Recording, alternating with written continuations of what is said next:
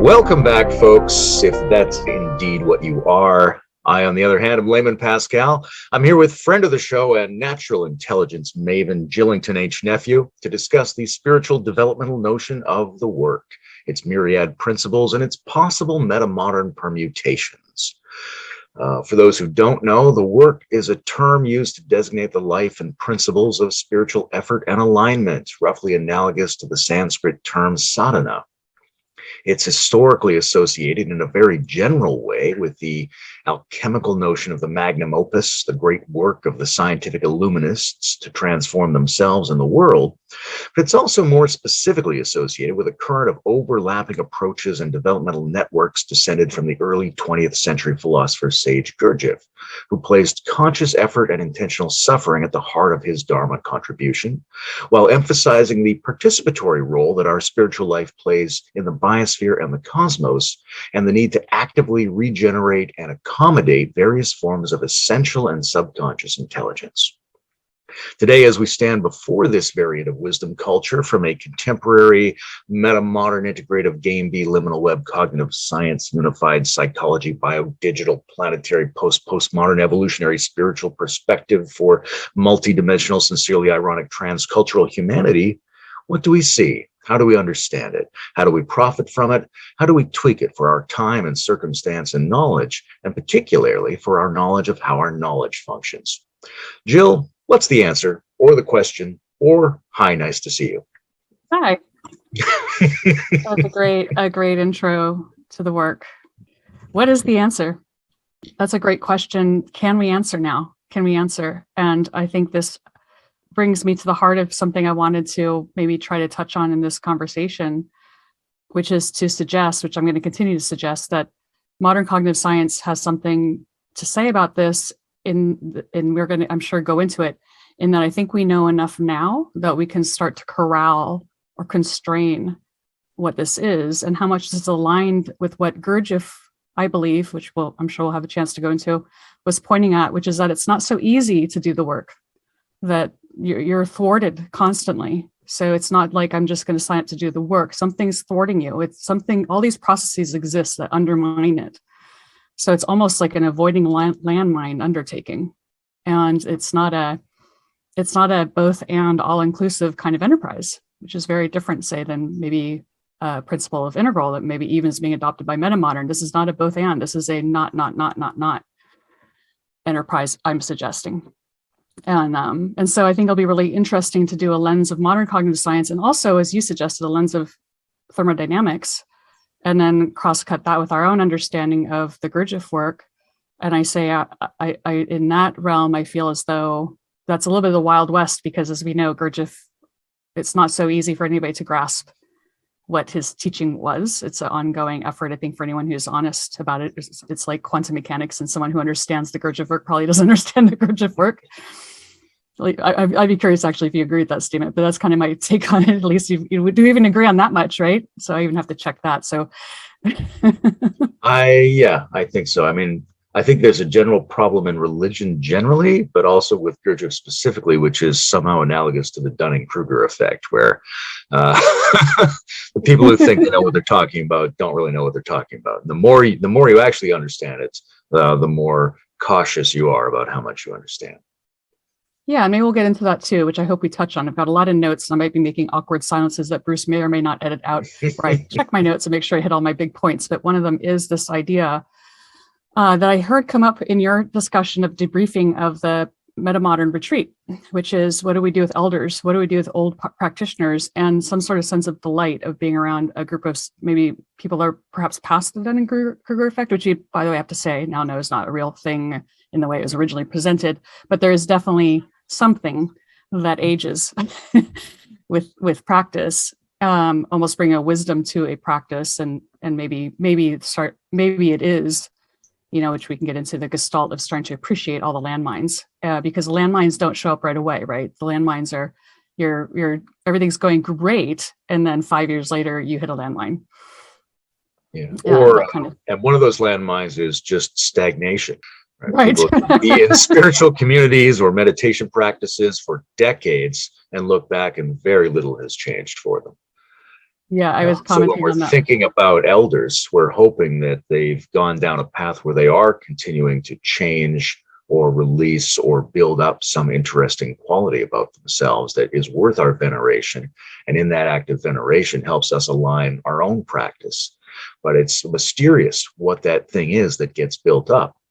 It's clearly not the same as the gaining of a sense of knowledge and confidence in the forefront of our conscious mind. I think Gurdjieff's work is very good at pointing that out. I got introduced to it, like a lot of people did, through Ouspensky's recollections and In Search of the Miraculous. And one of the things Ouspensky is very good at highlighting is how the early interactions people had with him were focused around him giving you exercises to demonstrate what you're not capable of, that you're not the consciousness you think you are. You don't have the continuity you imagine. You don't have the memory capacities or the self-awareness you think you have. So there's something very interesting about that as a confrontation with our own limits and errors, and the simultaneous sense that you get from that, which is some other part of you, some other intelligence function is actually the thing that would be doing this gradual buildup of beingness that we would then venerate in elders who've succeeded at that. I agree with all that. And I think there's also this trick. Well, I'd like to get into that. I hope that's one of the topics we talk about is if we come to an agreement what the work is, then what is the role of a teacher or elder or whatever we want to call it? Do they have an active role or are they just venerated? And then are you able to recognize them? I think is also an interesting point. And how would you, what's your history with this concept of the work? Like, how did you come across it and how would you kind of define it for yourself? Okay, well, let's start with the beginning. Let's dive in. I was a precocious teenage practitioner, like many people I'm sure in this community, searching really hard. And back then, the way you would be maybe what we see today in the Stoa and in these other communities, maybe even this community, the way I chose to be eclectic was I would go to the used bookstore, which is kind of all I could afford anyway. And I'd just read every single book I could find in spirituality, every tradition. I would just consume it as quickly as I could to kind of get the gist, saying like, which one of these is the one? And I would try the practices any I could find. I'd try Castaneda practices. I tried misguided Buddhist practices. I tried meditation. I tried everything. And for whatever reason, when I hit the Ouspensky's work, it so resonated as true to me, although I can't specifically, I was 18, so I can't specifically recall how that was. I just remember reading, I remember I was in beauty school at the time, so that's a very Gurdjieff thing. I was becoming a hairdresser. For those that know me, I went on to study physics, and when I was working in graduate work in general relativity, thinking I wanted to do theoretical physics and general relativity, my professor said, you might be the only person that could be both a cosmologist and a cosmetologist on the ticket. So anyway, I just feel like I bring that up because I think it's telling of how the work fits within life. That I remember taking my breaks at the beauty school, laying down at a picnic bench, reading a paragraph and just laying down on this picnic bench and just reflecting for like an hour on just the paragraph I just read, like, what the heck? And I thought, this is fantastic. This crazy old, no one I knew had talked about this stuff. This crazy old Russian guy wrote this book in New York in 40s or whatever it was. And oh, well. And then I was thumbing through the local magazine and I saw a school that was a Gurdjieff school doing, fourth way school. And I just felt like I was in a dream. I felt like the surreal or the not possible, it just reached out and touched me. And I went to go visit that school, and the people I encountered there were remarkable to me in their ability to cut through everything and still be practicing. So I think in the same way people are talking about sincere irony, I think that there's sincerity that cut past irony because it was deeper than the forms, and it was deeper than being self-conscious of the forms, and it also could hold everything lightly with humor. There's agility. So there was demonstrated for me a way of being that blended so many things. I feel like it's still my work to understand how my teacher did that. So I worked at that school for 9 years and was ordained in that school, that tradition, which is I think that's just the convenient container. But what that meant was that, as explained to me, is I had done kind of the requisite study equivalent to a PhD, and it was similar to a PhD in that now you can go do the work on your own. But it wasn't like you're done with the work. It's that you kind of know enough that the teacher, and we're going to probably get to that, isn't really required anymore. The teacher role is not required for me anymore, was the assumption. Not saying anything about my stage, just saying somehow whatever I needed a school or a teacher for isn't there anymore. So we can talk about that. And I struggled with how much I honored or respected that, or what that meant, or that mean I was supposed to be a teacher, or does it mean I attained anything? And, I was 27, and I'm early 50s now. So a lot of years of not quite knowing what to do with that. And now having gone full circle to being able to synthesize and integrate what I really came to understand, what I felt like is being demonstrated there. I should say my teacher passed away in 97. So I didn't really I kind of had to leave anyway. I couldn't really continue to participate because the other people there weren't my teacher, they're just friends. So I kind of was jettisoned from like an ongoing relationship in a way that had me in the subordinate role. So I was kind of having to go synthesize and make my own way. And I think that I feel like I've closed a lot of the gaps, especially in my most recent complete reading of the tales, where I feel as though I've closed most of the gaps and feelings I convinced myself that I could justify much, if not the whole of, there's a lot of room for interpretation with Gurdjieff, but I can find ways to interpret everything I read in a modern framework. And I was quite impressed by that because I think he was very astute.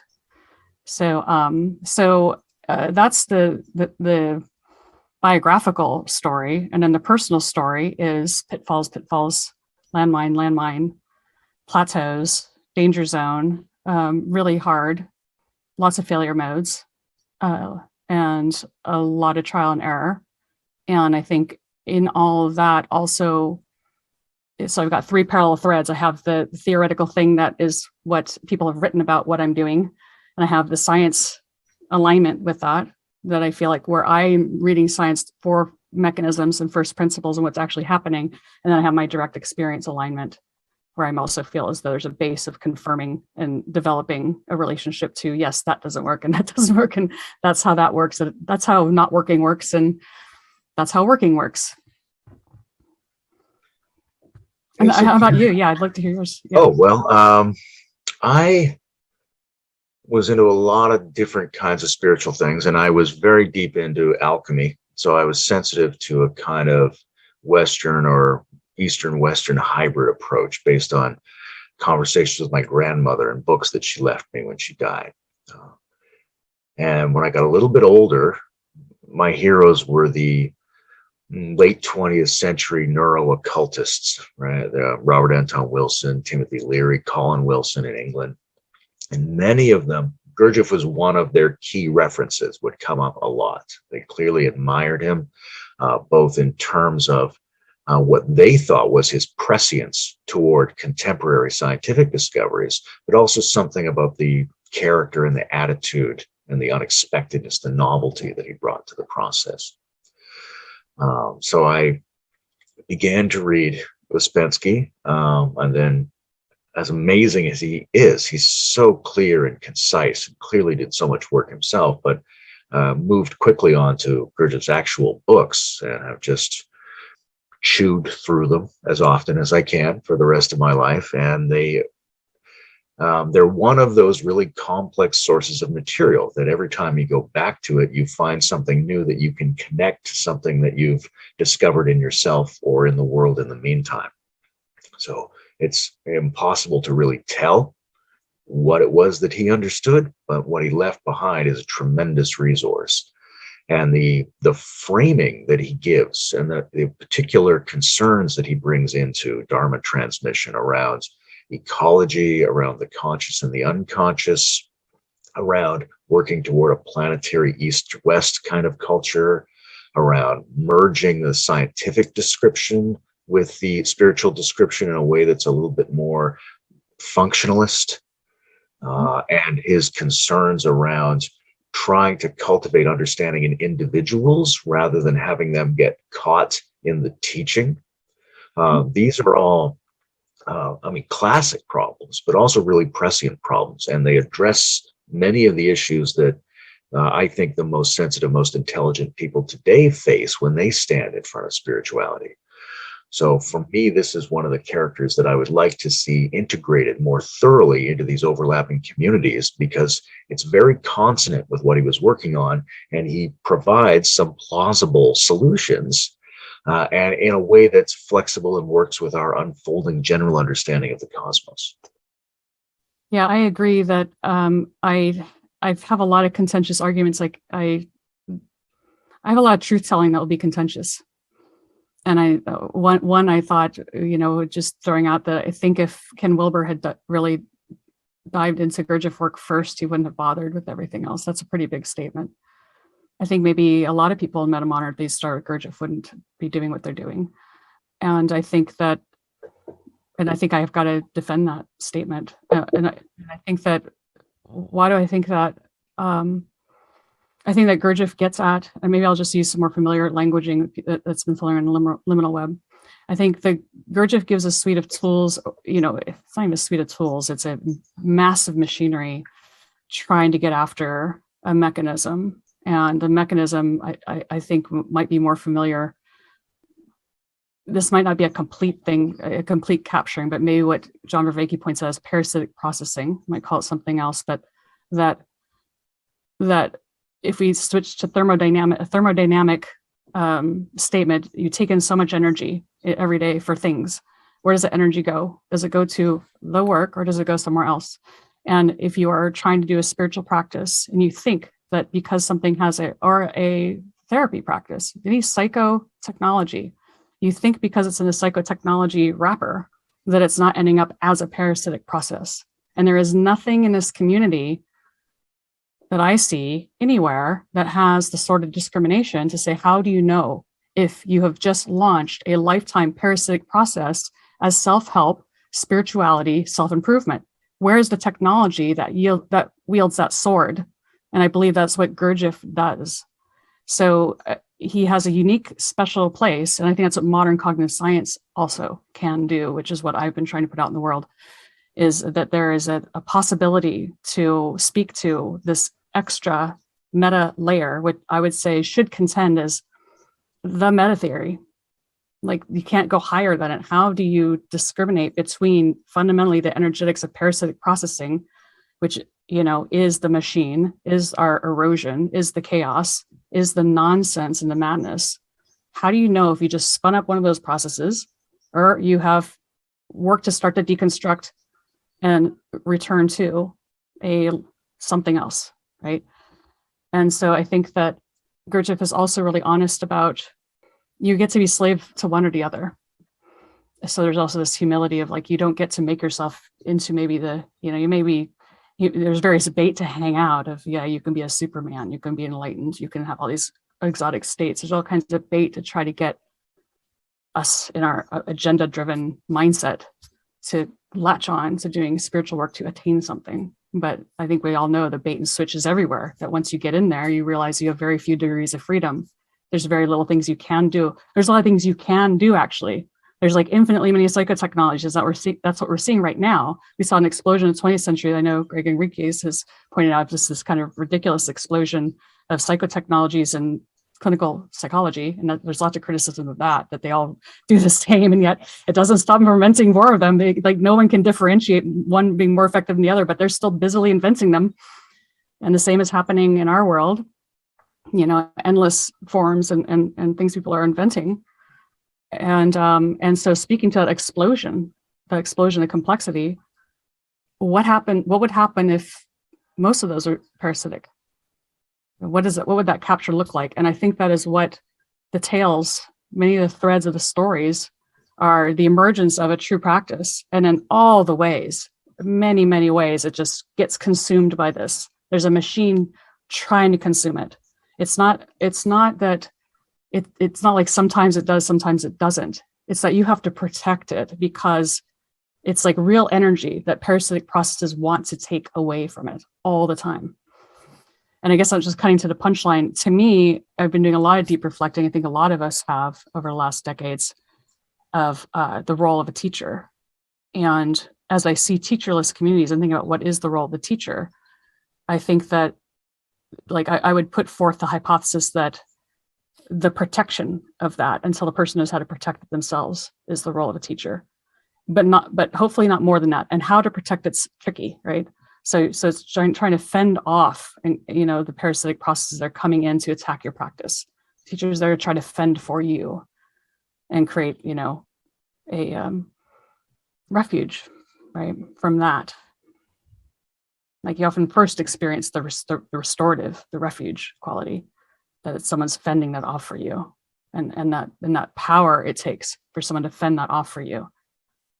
And then you have other things that complicate that. But I think that until we understand, that crux move, the idea of using a sort of discrimination against parasitic processing, and that those that understand the mechanics of that and are given power to do that on your behalf, they are going to have power over you, because all of you wants the parasitic processing, because that's how it works. When you're in it, you don't know you're in it. It's tied to power and control, which is what we want, and you're going to fight it. And so now you have this very awkward situation where you say, I'm surrendering to you to take over, to work against me in all of my agendas, like how to keep that relationship from being abused. And yet I think this remains an unsolved problem in our practice as well. We maybe can unpack in this one or another one. Yeah. I think it's very easy to point to successful instances of the student-teacher relationship throughout history, as if that justified this being the standard model of development. And one of the things that comes up in a book like Beelzebub's Tales is, yes, an affirmation of these historical individuals who were able to try to do this, but nonetheless, the failure of their ability to successfully transmit what they were saying in a way that prevents sociological and cognitive bias from creeping in and parasitizing the process. So there's a question, and he stood before this question. It seems like how do we venerate and transmit what these individuals were holding open for us in a way that doesn't just get shut down by the processes we inherit from our society and that we inherit from our own neuropsychology. And when we look at how does the parasitic process not attack that as well? Like in the individual over time. Right? There's no reason to think that something, like you were saying, in the package of a psychotechnology, that it isn't therefore problematic, right? That just because you think you're a Christian doesn't mean you're a Christian. Just because you think you're meditating doesn't mean you're helping yourself, right? There's all sorts of places where we would need to be vigilant against our self-deception and error. And at the same time, the history of science has been building up a kind of wisdom around this very thing. In Galileo, and then in the unfolding of the scientific method, and then in people like Karl Popper, and the modern crop of people who are trying to say we need to build up knowledge by looking for where we are mistaken. And we now see that that's joined by cognitive science understandings about how easily hackable we are, both to other people and to ourselves through various predictable cognitive bias processes. And now we're standing in front of a media environment in which all incoming information is suspect, manipulated. It's pre-skewed before we even receive it. So there's a sense in which the scientific revolution, coupled with the new technological environment, requires us to be very proactive against deception, against bias, against error, against the limitations of what we think of as our conscious knowledge. And that includes our conscious devotion to transformational technologies. So I think all of that has to be joined with the thing we're trying to venerate and pursue from spiritual history. And the work is a great way to start thinking about that, although we need to, as best we can, describe what those processes are in the language and understanding of current, our best human knowledge.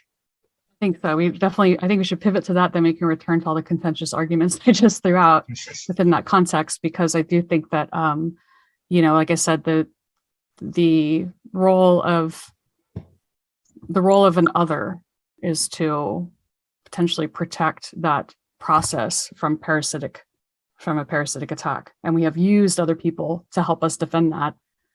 And that doesn't mean we couldn't use other things, but I'm saying that in the absence of not using anything, without a sort of discrimination that one can yield on their own behalf, So what do we expect? I don't think we can expect an evolution of everybody being able to engage in a true evolutionary spiritual, engage in the work. But I will say for others, since we haven't defined out what that is yet, engage in the work productively. That without somebody or something wielding that sword, we are more than likely to waste a lot of time and energy, maybe all of our time and all of our energy, despite our best intentions, getting sucked into these things. And so, yeah, and then of course, I kind of foreshadowing at the end, that was the undertaking, or the core undertaking of the software program Inquire that I've been building, is to try to do that crux move on others' behalf and give them the training and do that work move on their own, so it wouldn't require a person, so they can check themselves. So that's why we consider the software like guardrails, so you can check, have you fallen into this, and get you back on track. So that remains to be defended, that assertion. But let's I like where you're going with that. Let's back way up, and I think that I'd like to, maybe, if you're okay with it, kind of take one pass at presenting an all on everything, a complete theory of the work. And then maybe you could also, if you have one as well, we can compare, contrast. Please do. Okay. All right. So taking it from the top, we already started pointing at this state of affairs, that it seems like there's a natural split in us, that we can be spending energy and time in ways that are painful to us and not in our own best interest, that are serving something else. In Inquire work, we would say, it's kind of nonsense. Like, we have this capacity to be kind of captured. What we experience as nonsense. We're serving something. We're serving a machine. We're serving the destruction of the environment. We're serving other people's agenda. We're serving corporations. We're serving dysfunctional systems. We're serving wars. We're serving, our life energy is serving all that. That's where our energy is going right now. Mutual destruction of the environment, violence, hatred, all these things that Gurdjieff talked about as being the prime problem the work's about, is to fundamentally address that we can't love our neighbor. We can't look out for the best interest of our neighbor. Humanity is like a strange species that seems bent on hurting itself and each other. And this makes no sense. There should be a higher functioning. There should be a correct reasoning. It's a framework of reasoning that we should be able to, that's been somehow undermined, destroyed in us, that we should be able to return to a complete organic, normal functioning reasoning. What I'm pointing out is natural intelligence, that same intuition, that we should be able to return to something that would be intelligent enough to say there is got to be another way. Like, we know it in pockets, so what it keeps undermining it. We know what it feels like when it's online. We know what it's like to embody these higher ideals. We know we even see animals embodying it more than we do. So what are we, which gives us that hint or that clue that there are additional things, which Gurdjieff talked about. There's additional things coming into us that are kind of growing in us, that aren't organic to us. They're somehow emerged, that are problematic. And Ian McGilchrist's work, I think, is a really nice thing to bring in at this point, which is saying yes, and you can kind of see the whole pattern of that in that if you look at split brain people, those experiments, only half of the brain is kind of capable of madness and capable of not knowing, and meaning that it's making up nonsense and it doesn't know it, and it's going to defend it without any conscience, without any feeling, without any concern, and its primary concern is power and control. And that's like you can demonstrate that. And then we have naturally split hemispheres, as part of our brain, and as in his massive body of work, kind of pointing out the fact that if you look at the manifestations of Western culture, modern Western civilization, it has the fingerprint of what you see in the split brain patients, and the split brain patients also have the fingerprint of what you see in all forms of mental illness. Now, that's one framework to show this kind of like this two-mode thing we talked about, like Gurdjieff speaks on a lot. You have two choices here.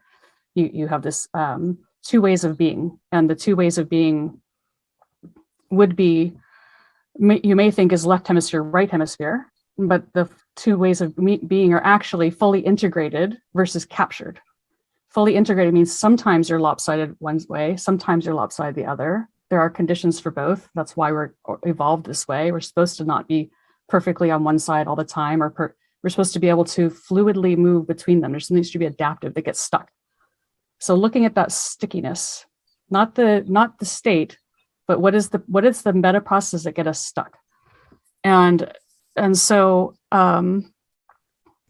basically once that thing is stuck,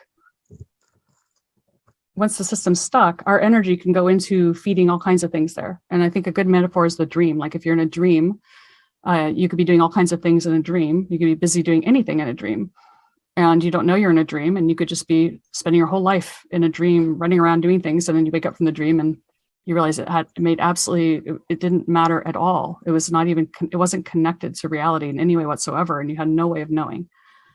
So this is the idea, I think, is that the work is not so much, ultimately has to get at by what mechanism can you unstick that system or prevent it from being stuck, such that your energy is freed up for other processes. And then what are those other processes? And I think this is where people get a bit confused. Like I would say, first I'd say on the one hand, when you unstick that system, the first thing that happens when you free up the energy, well, okay, let me back up a little bit. Let's stick with the thermodynamics now. Let's just set that aside as something we know. Now we come back to the work, and we're going to talk about the energetics of it. I think that'll be useful. So you have so much energy for, what do you actually have energy for, and what gives you energy in terms of like your being? And you're going through life and everything's kosher and everything's fine, you're having a great time. One would say at that time there's no energy for the work. So there's no energy for attempting to do a transformational move, attempting to somehow alter your internal constitution in such a way that somehow you have evolved yourself, you've done work on yourself so that you are somehow differently adapted to your environment. So where does that fundamentally, that energy for that work come from? And fundamentally, the energy for that work, I'm asserting, comes from the disconnect, the painful disconnect between reality and our model of it. That when they aren't in agreement, we feel we're bothered, we feel discomfort and pain. That is our energy. And I would argue that's our only authentic energy we have for real work, which we can get into later. But I would assert that that's actually the only energy you have for work. Everything else is suspect. So everything else you have about trying to do a practice to improve yourself, trying to just decide that you're going to be a better person if you do A, B, and C, reading a self-help book, whatever your agenda is for how do you think you should improve yourself, if you cannot anchor it in something that's bothering you about life in the real world, and it just is an abstraction or an idea, that's the hallmark of a parasitic process. And so that might be I'm kind of pointing at that as one of the first moves. I'm starting to hint at what a sort of discrimination might look like. If you can't identify what's bothering you, that's leading you to your practice, then you might have fallen into a parasitic process. For instance, wanting to attain states that other people attain because they're socially rewarded in our culture, or in-group, out-group dynamics, or tribalism, or wanting to be more attractive to mates, or wanting to feel happy all the time, or wanting to feel like you are in the most exotic cosmic consciousness all the time. All these things are parasitic if you cannot anchor them to something that is really bothering you about your relationship between you and reality. And when you get caught up in these spiritual, so I'm saying the energetics I'm claiming, which we can maybe see if I need to defend that more, come from reality. It comes from your environment. So you see this in problems with people trying to understand origin of life. You see this bias all the time. we think we're free agents in the world with much more power than we have. This is a left hemisphere interpretation of us. So we think that what we're doing is we have our own energy and we're deciding, and we're doing things against the environment and generating our own energy to do things. And we're not recognizing yet our helplessness that energy comes from our environment always. We don't have that kind of control. We don't have control in that way. We get the energy from the environment, and that means we have to ground into reality to get the true energy of being bothered, what Gurdjieff often call conscience, or just, confusion, but conscience was a big one. Conscience, one of the deepest bothers we have is our conscience. So if we can ground our imaginative workspace into actual reality such that we fire up our conscience, then we get tremendous energy for work. And I think that's something we feel in this community. The authenticity we feel is because people are constantly grounding into their conscience of the future of the planet now. And I think it is transforming this community. I think they are doing that. They're getting energy for real work because they're grounding into that. And I think that is having them, without them realizing, starting to wield the sword, because they're saying, what, I'm just supposed to be blissed out on is that my spiritual practice while the world's on fire? So you see that it's starting to operate, but we can kind of pull it out and point at it more strongly. What is this sword? So acknowledging that the real energy comes from the environment, not internally. Just like all of our food comes from the environment, that same energy comes from the environment, that disconnect between reality and us. And our one control we might have is to change our environment by changing what we bring to mind, because our environment is also our imaginative workspace. So we can kind of earmark that we do have attentional tools maybe to bring to this. We wanted to generate conditions for getting more energy, and then of course we can change our environment to ones we find uncomfortable or that bother us or that upset us, and also to generate energy for doing more work. So we can change our environment externally, or we can change it through thought experiments internally and create the energy to do the work. And then once we have that energy, the idea is that we're going to be experiencing things we don't want to experience. It's going to be uncomfortable for us. And that is, again, of course, what Gurdjieff says is that to do the work takes a certain level of courage and willingness to surrender all these things. These aren't easy things. This is not easy. You're trying to metabolize really a lot. You're just almost constantly metabolizing very uncomfortable, painful things. You don't. Yeah. So kind of that is a whole part of it. And in that point, I want to speak to now, coming back to the split brain, the split hemisphere thing. So we've got to the point where, let's say we say the source of the work is the discomfort or disconnect. That comes to intentional suffering, where you can choose to put yourself into situations, either imaginatively or in your own environment, you find uncomfortable, as a source of dissonance, as a source of like, I'm not okay with this. And now you've got some energy. What do you do with it?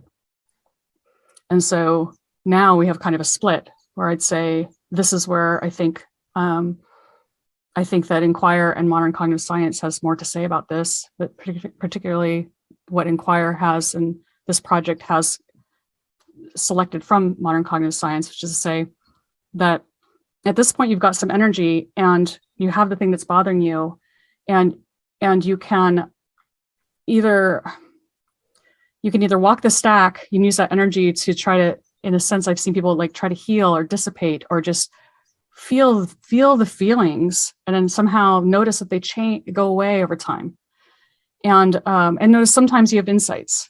But I think that there is a real efforting that one can do, that people that all the spiritual traditions point out as attentional practices. And I think what Inquire brings to this, or I say the work I did through Inquire, is the frame of saying that there is a lens by which you can say all of them that work, all of them that actually engage in the insight process are using a certain form of inquiry, and a form of inquiry that is linguistic and basically opens you up to the API for sentience. Like I wouldn't even say relevance realization. I think it's deeper than that. It's sentience. It's an experience of your own sentience opening up. And that is how you engage the root machinery. It goes all the way down to the molecules, I believe, of insight, of adapting to your environment. Like you have to do that active move. And all meditation forms you can articulate as having that, and you can feel the steering and the refocusing, lensing and moving of attention such that sentience landscape changes so that those adjustments can happen and you engage in the insight process. And why I'm saying that is so fundamental, the insight process is so fundamental, is that if you look at the energetics of the brain or how you'd even understand insight, I think, I don't know, I don't like using thermodynamic arguments that much, but this is a case where I think it makes sense, is that basically it's very easy for your mind to be stuck in local optimum. It's very easy for you to any system to be operating just fine in a configuration that's its lowest energy state. When you're bothered, you create the analogy is you create enough friction and energy in yourself that you're willing to blow out of that. You're saying, I'm willing to question all my beliefs and assumptions. I'm lifting off that surface and I'm agitated. And these new things are coming in and they're coming in and I'm doing this and all of a sudden I see it and I clunk. I have an insight and I drop into realizing this was just this. It's just another instance. There's an alignment, a separation, a recognition, and a simplification. So there's a mapping, a transference that this is just that again. And that as that simplification happens, energy is released back that was caught up in the parasitic process, because that just dissolves in that process. The parasitic process can only live, outside of that process. So the parasitic process almost is asking to be grounded into reality, and then all the energy from that releases, and even you get energy from your model. Every time you do that,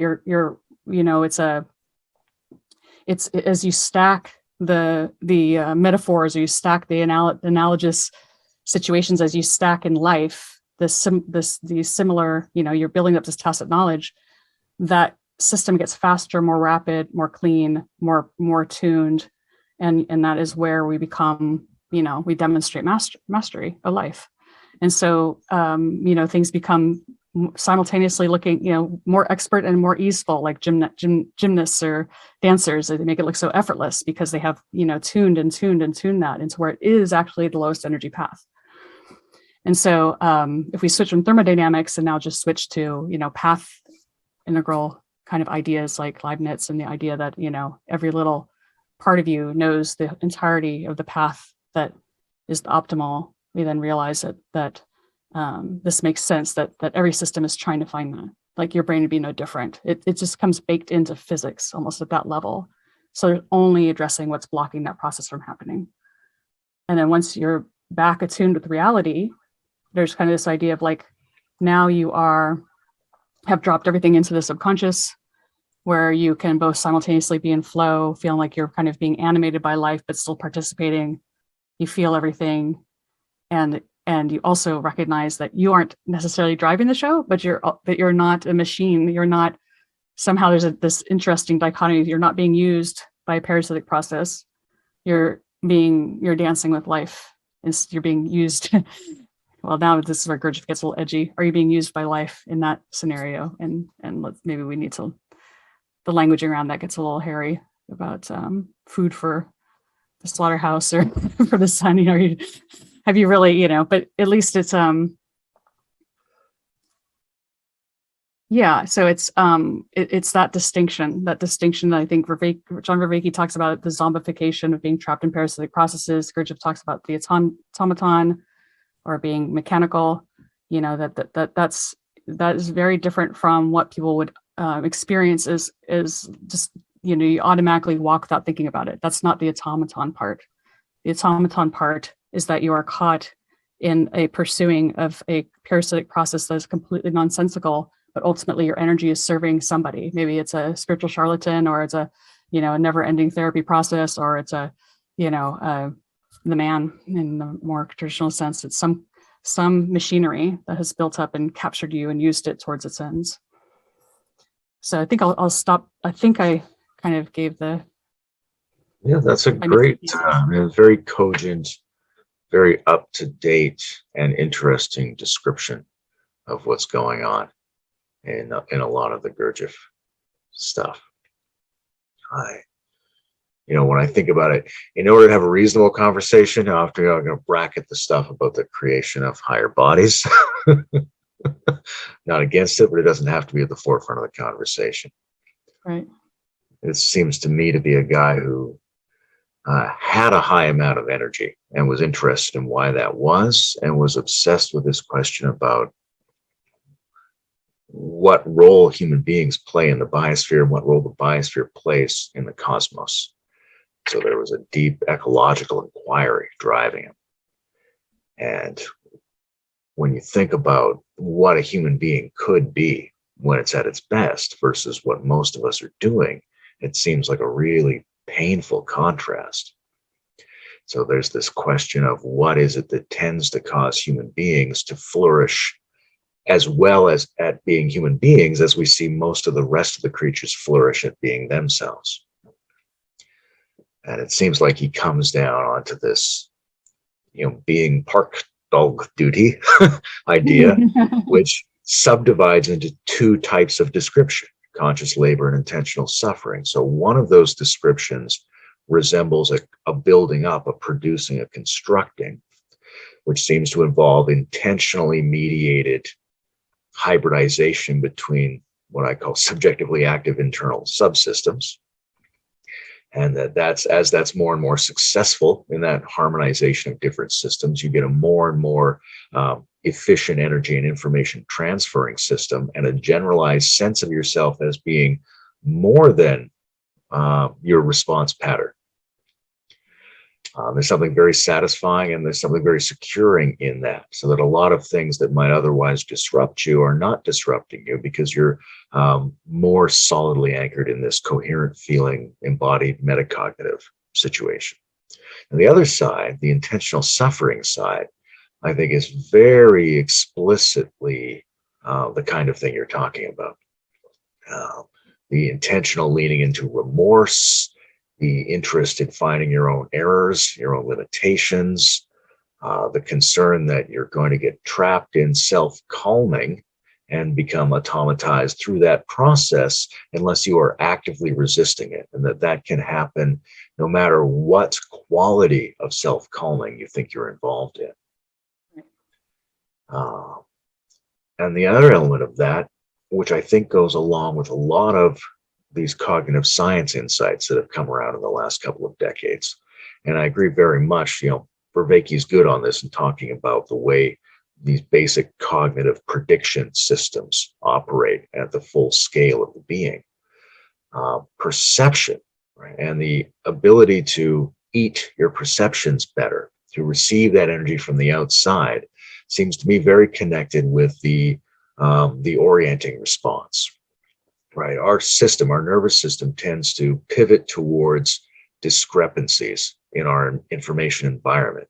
Right, so we have a prediction model that is giving us information about the environment. We have a prediction model that's trying to process the salience of that, and we get a mismatch, and our attention goes to it, and it stays with it to some degree until that mismatch is resolved. And I think that's the point at which we can receive a greater energization from that, and also learn more about ourselves and also learn more about the world in the same move. So placing that privileging of discrepancy at the heart of our practice is a way to simultaneously work with our neurocognitive understanding of how organisms function, simultaneously energize our insides, and simultaneously put ourselves in a good position to not get so easily co-opted by memes and habit patterns that are parasitic upon our attempt to renormalize, to achieve our most efficient homeostatic mode.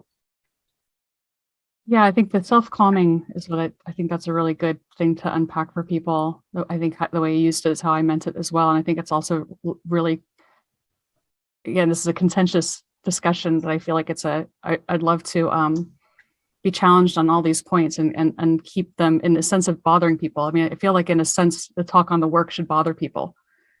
And I do feel a little bit beholden to my teacher.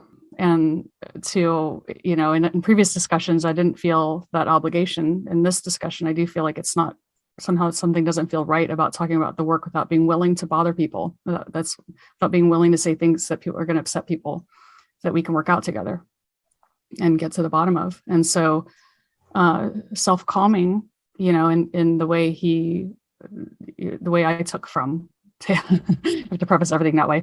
From what I took from my reading of the tales, is often speaking to, various types of drugs, is the most obvious one, or, but it's clearly speaking to something a little more abstract. But it is that idea of we find ourselves in a state and we just want out of that state. And I think the question is, what if getting out of that state is about a long meditation practice instead of drugs, but you're still trying to do self-calming? Like, where is that? It seems to me that there's maybe there's a split. We can talk to a little bit here about the way people would do, say, a meditation practice where difficulty arises that is, uncomfortable. And there's this idea, even in therapy circles, of accepting the feelings or expressing the feelings, being with the feelings, having them dissipate, understand their nature, not being so afraid of them. And then sometimes, in certain insights, people correlate insight process with having feelings, because the very nature of having pulled off the move of getting out of the trapped focus attention brings back on the feeling system. And that is you need both to have the insight happen, but there's more than you can do than just be with both systems to have the insight happen. Then there's much more to do with your attention. Otherwise there wouldn't be 1,000 forms of, or whatever, of ways to steer your attention. There's much more to be done about steering your attention once you're at that place. But one might notice that the feelings eventually discharge, just like we only have so much, higher energy, Gurdjieff idea, higher emotional energy, higher, he would call it higher emotional energy, higher different energies. We only have so much energy for doing the work, and then it's kind of dissipated. So if you are just feeling feelings and you aren't using them, I would say, having them work towards this, they are going to dissipate into kind of meh. And then you discharge the engine, the parasitic processing for now. But as soon as it gets a little bit more energy, because it drained itself, you pushed in the clutch, you sat in your meditation practice, you didn't engage the thoughts, you drained their battery source and they drain down. But the wire's still plugged in. As soon as you have more energy again, the wire is going to fire that thing up again. And then you got to drain it. And then you feel your feelings and you drain that energy, and that dissipates through the system. And you feel maybe some catharsis, but you're not getting anywhere. You're just spinning it up, draining it, spinning it up, draining it, emotion, that whole cycle. And I think that the work, to your point, is about getting now in here and starting to learn how to work once you're at that point. Once you've been given that energy, you have to not self-calm, and self-calming might feel like just drain both the energy systems, because at the end you have some catharsis from the feelings, and maybe and you definitely feel better that your mind got a rest, and you just basically feel calm because you've drained all your energy. Gurdjieff work would say, no, we want to actually we want to do work on that energy, not let it dissipate. We want to channel it constructively. And what are all the ways now to do that? And what I'm pointing at is that it's about steering the attention, because that's what you bring, and you can steer your attention many ways. You can bring your attention to, the nature of what's arising across all the different systems, so that they're all inhabiting your cognitive workspace at the same time. And I want to be clear, you can inhabit your cognitive workspace with your body. Your cognitive workspace is everything. It's it sounds like it's your thinking. It's not. When you move, your cognitive workspace is full of movement. It's if you're feeling, your cognitive workspace is full of feeling. It's the space of things that you can be conscious of, right? That you can bring consciousness to. Is your entire cognitive workspace is everything you are capable of bringing your attention to bring into conscious awareness. So that's where you now have attention technologies to bring to bear based on what arose, and in knowing what they are, such that you can bring your consciousness or awareness to all the things around it. And in Gurdjieff, as you know, and I'll stop up to this point, is about not just doing that piece, but somehow intentionally trying to harmonize, or not just habitually go to one. And so now we can start talking about what the insights, right, require. Sometimes an insight process can require multiple things coming together so that you get a new gestalt, because they're gestalt based. And so if you leave one piece out, it may not happen. It's weirdly additive it can be additive like that, like where you layer things and then you see a new holistic interpretation.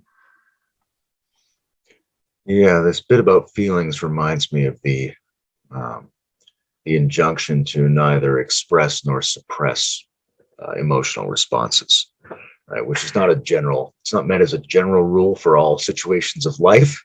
It's meant as a tactic for allowing yourself to access some increased energetic charge in yourself. There's a parallel here to some forms of Kundalini yoga, things like that, where there's a conception that there's an energy circuit moving through our different internal chakra systems, which is how they conceive the different intelligences in us. And that what you don't want to do is break that conductivity, that the conductivity loop itself is building something up and changing you. And where there's an expression, I've heard it described as vomiting, right? It comes out at one of those levels, and you're trying to prevent that. And very often that's used in tandem with circumstances that are themselves a little bit agitating. Where in a spiritual community, you might be asked to do an unpleasant physical task or to be in some kind of weird interpersonal engagement that produces this charge. And so it's important to think about ourselves as a container that can find and use that charge, and that's a skill that we can build up. And we're not merely undergoing those things as some kind of ascetic practice in order to make ourselves insensitive to what's happening. It's the sensitivity to the agitation that's allowing us to build something extra up in ourselves. And there's an interesting connection here to, coming back to metamodern and integral and things like that are very much based around people who have relative to the rest of the population, an abnormally good capacity to combine multiple perspectives. And that's often seen in too bloodless a way, because combining multiple perspectives is a struggle, right? Those perspectives come with valences, they come with interests and incentives. They're built into our whole neurophysiology. And so you have a set of values and a worldview and the concern. And if you can try to take another one and allow them to touch each other, it's not going to be easy. There's going to be an agitation there, and you have to remain present and somehow try to undergo and harness and be changed by that energy while allowing those two systems to start to get to know each other better so that they can function in tandem as an expanded intelligence system. So you might have a take on how well these communities and some of the thought leaders of these communities have done in understanding these things. But I think whether it's made explicit or not, it's implied as the thing we're all reasonably good at coming in, even though we're not making it explicit enough to keep getting better at it. Well, I think that's right. I think that when I first joined this group, the intellectualizing of what people are up to, I was in opposition to, but the direct experience of the members of the group, I'm not in opposition to. And maybe we can call that out a little bit. I like what you said about being bloodless. And I think that the framing of both and or all inclusive, or, this idea that it would just all kind of, that's okay, we just kind of add it to the pot, kumbaya, I think that's a fantastic observation, well stated. That's not the experience. There's an alchemy to that. There's a work to that, which means that everything is changed. That goes into the crucible. The whole thing is changed. And that is not, you don't come out with a both and. You may not come out with anything recognizable of the things that went in. That is the insight process. The insight process is outside the system. Something new comes in to organize it so they both can be truth in that system, but that's not a both and relationship. It's a paradigm shift. And it's a model shift. It's a fundamental, change to the whole of it. And I think that it is also, the both and either or, whatever you want, however you want to do it. Boolean logic, it is just be suspect in general, because that parts to whole instinct is left hemisphere. It's not embodied. It doesn't open itself to an insight process. It's a tinker toy addition. It's a cobbling and a cobbling and a cobbling. And like you said, that is bloodless. Cobbling is bloodless. It is. It's not effective. For me to struggle with my own personal practice against cognitive science, against the obligation I felt in my conscience from doing Gurdjieff work, and how to reconcile that with all three has just been alchemical in me. Like, it's not a bloodless at all. It's quite intense for me to try to put these things together. And I get how intense it is for other people in the community. And I would love to see that more elevated as kind of like that's what a lot of people are actually actively doing, but they maybe have felt like because it's harder to articulate, because it's outside of like a simple model, or it's very simple to articulate both and Boolean and models. It's very hard to articulate the insight process or what people are arriving to as a maybe unspoken knowing, like all the unspokenness of that, of the Dunning-Kruger, other side of Dunning-Kruger, you become more silent about it. So how do we kind of bring that out as a community, is like the unspoken to be held almost higher than like kind of the model layer. It's like, it's okay to build models, meta models. That's okay. But like, there's a point where you're going to have to be outside of all of them. And that's going to be a wordless place unless you have to do, unless you are trying to, but you're going to see that. And I think that is supposed to be the kind of sense, the end of models, but I don't think people are understanding maybe it's not the end of this process of trying to construe reality, because you're never going to get outside that level. The fundamental model is our model of reality. We have no choice but to build that. That is our sentience machinery. Every living thing that has sentience construes an understanding of reality, otherwise it could not live. That is how you live, is by construing that. You have to model reality. So we can't get away from that level. But once you've made it articulatable into words and whatnot, just know that that's a stand-in, because it's pre-words, there's a pre-word layer that is doing the real lifting there. And that's the level that insights are happening at. And I also want to talk about this Kundalini energy idea that I think is also problematic, since this is the problematic podcast. Let's just call out all the things I think are problematic. And I think this is problematic in Gurdjieff too, perhaps. This left hemisphere thing, and because I do think that the Gurdjieff teaching is incomplete, and I do think we might be able to complete it, which is really outrageous thing to say, but I think that it does. Who is, if not us, who? Like I think that the people that still take the work seriously and are trying to work with it, I think he considers it a failure.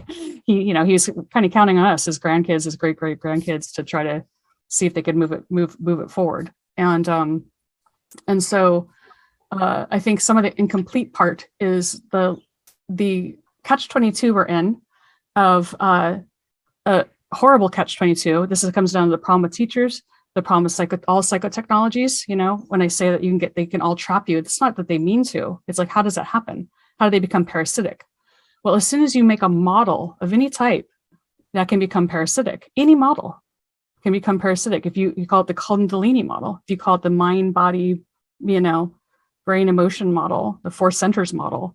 And I think that might be why, one of my theories of why if you read tales to his grandson, if you try to build a meta model of everything he throws out as models, your brain will explode. He just makes it impossible, I think on purpose, to say, have I broken your back on this, like broken your mind on this yet? Have you broken your mind on this idea that you could model all these systems?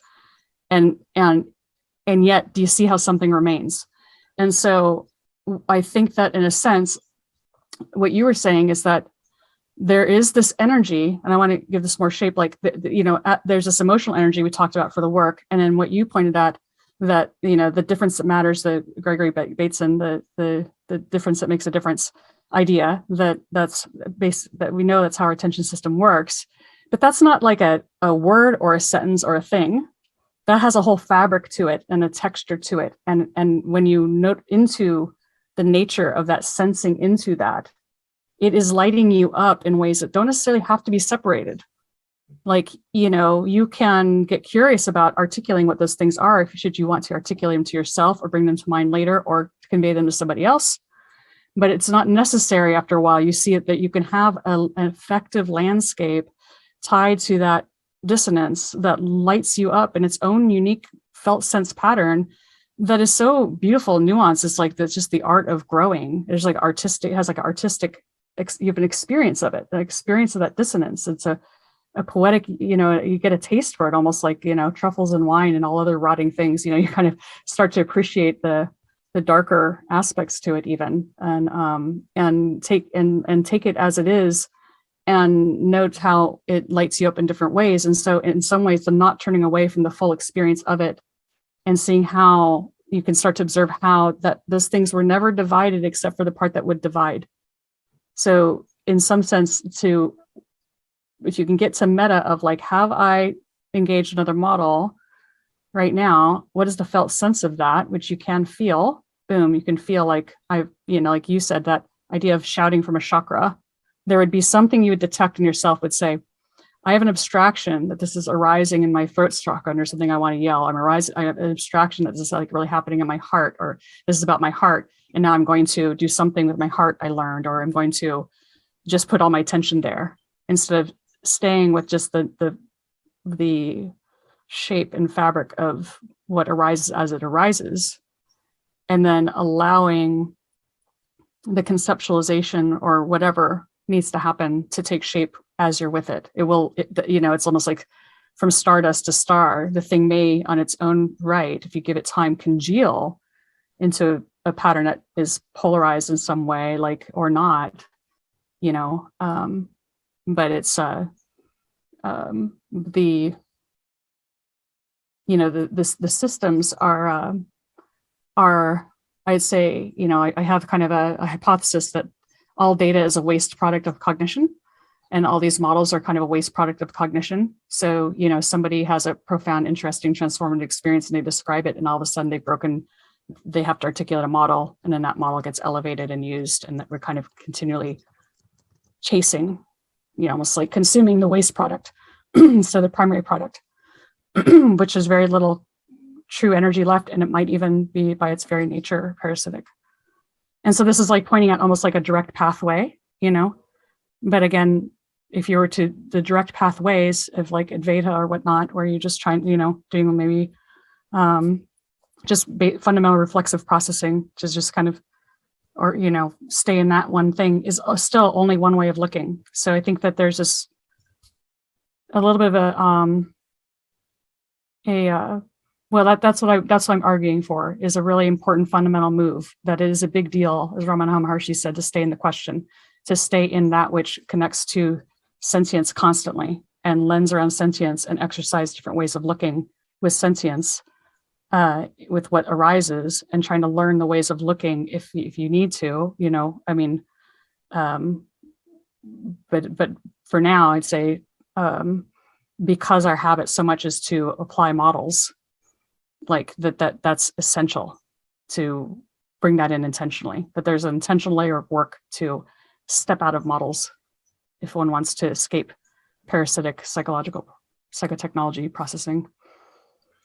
Yeah, there's a tendency to, especially when we're in communities of people that have very strong articulation and model building skills, to think of model making as a very elaborate process, when in fact it's a very simple process for most people, used all the time. Just like it's very easy to accuse a philosopher of overthinking, when the housewife might be thinking far more than him, just not with the same kind of phraseology. Right. This idea of data as the waste product of cognition is interesting. I think it's reasonable in some sense. Anybody who's had a really productive meditation or a really productive experience of some kind and kept having insights, and they wanted to take a break from the practice to record the insight, I think understands the ambiguity about whether that's a useful thing to do so that you have it to work with later, or whether it's a non-useful thing to do because it's interrupting the very thing that was producing it. In terms of living in social communities, it may be that waste product can be exchanged and refined with other people to accomplish other tasks, so that the spread of wisdom through humanity may be different than the production of wisdom within an individual in terms of how they weight the usefulness of the waste product. One of the things that really stands out to me is this gap between the part of ourselves that does the development and the part of ourselves that does the articulation. This is one of the things I've seen be confusing in communities that organize themselves around the exploration of developmental models.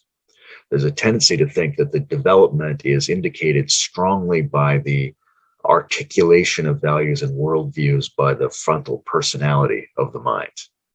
And I think it's very important to be open to, or to even shift to a notion that some more generalized natural subconscious intelligence is undergoing the development if the development occurs. And what you can say about it varies considerably from whether or not that development is occurring. Gurdjieff's early discussions around essence and personality, I think, are very pertinent to a lot of contemporary cognitive science in this regard, which is that we are largely unconscious and inherited capacity that dominates in the neuroorganism in the first few years is very integrated, has a lot of the developmental capacities that are common in nature, but with that extra set of faculties that human beings possess. And it's a little bit more system one, it's a little bit more right brain, and slowly we are educated into another function of mind, which requires other people to give us socialized information through our waking state that we make a point of trying to remember.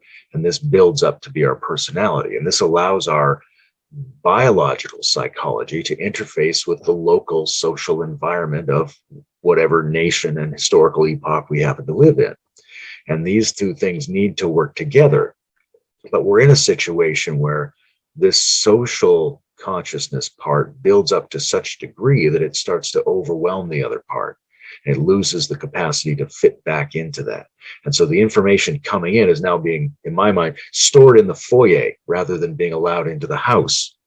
And as a result, our natural intelligence is not receiving knowledge of the world properly so that it can't grow.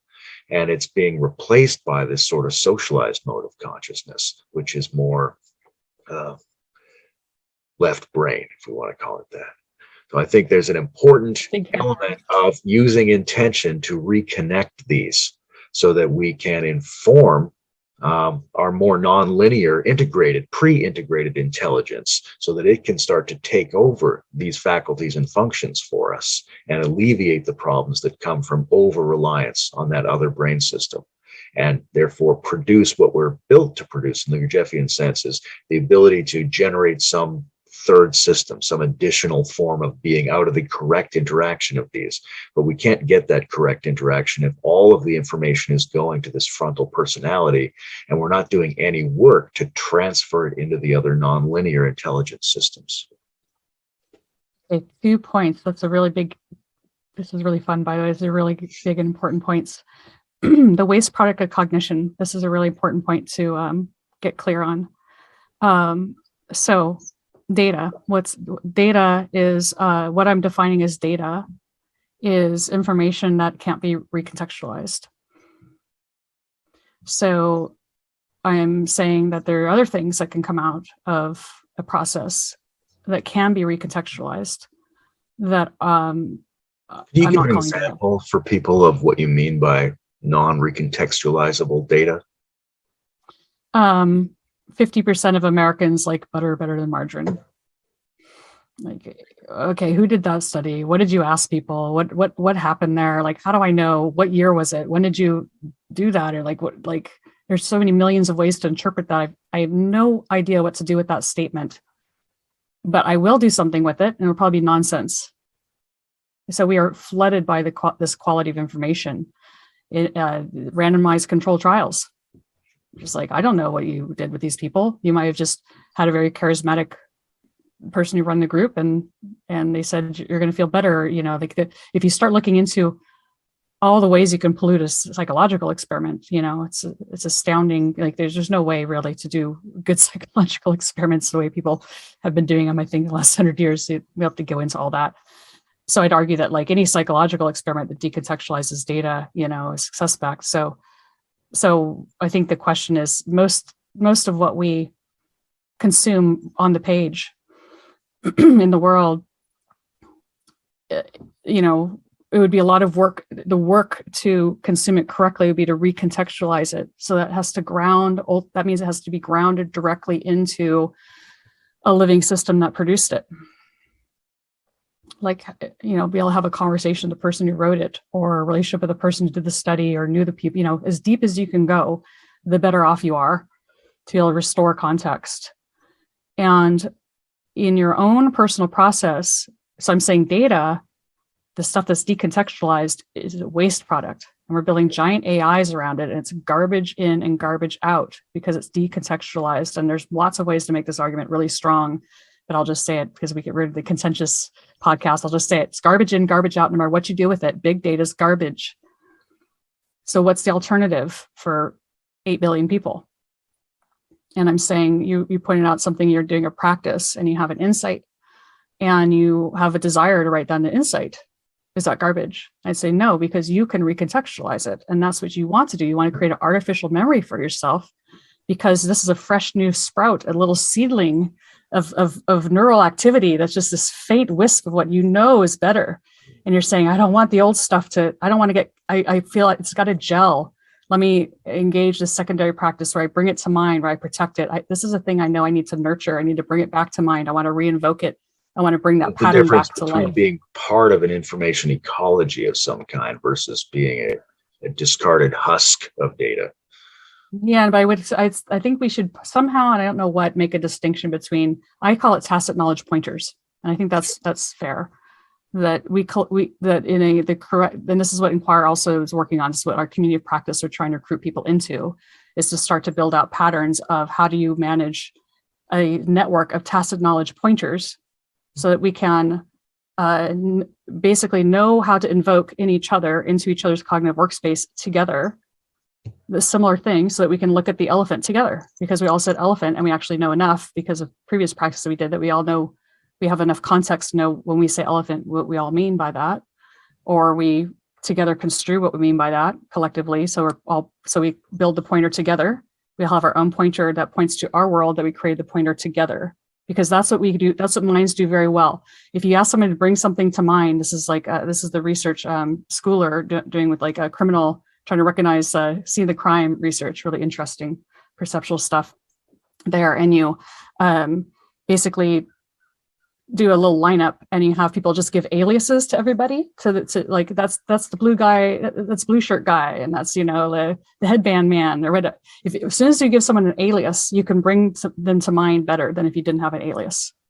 So like we are designed to create these pointers, and it's like magic. We just immediately get all the, I assume, indexing into this whole machinery that can reconstrue a whole scene for us once we name it. That's the power of naming and articulating we all have. So you make that, understand that is a very different process than a narrative construal, where you're just trying to export pattern language into another mind to invoke something similar, which is kind of like this very lengthy process, right? You can write entire novels to try to get a similar construal to what you have in mind, which is also useful. But this is different. So narrative is another type. Is that a waste product? And it's in as much as it's it's grounded to another person, you can also intuit the edges of that. You have an intuitive framework to bring to bear that we must have robustly as how we came together as a superorganism to be able to say, this is how much this is how much I know how much to trust about what they talked about their own direct experience. So I'd say that also grounds, and that can be pointed as a different thing.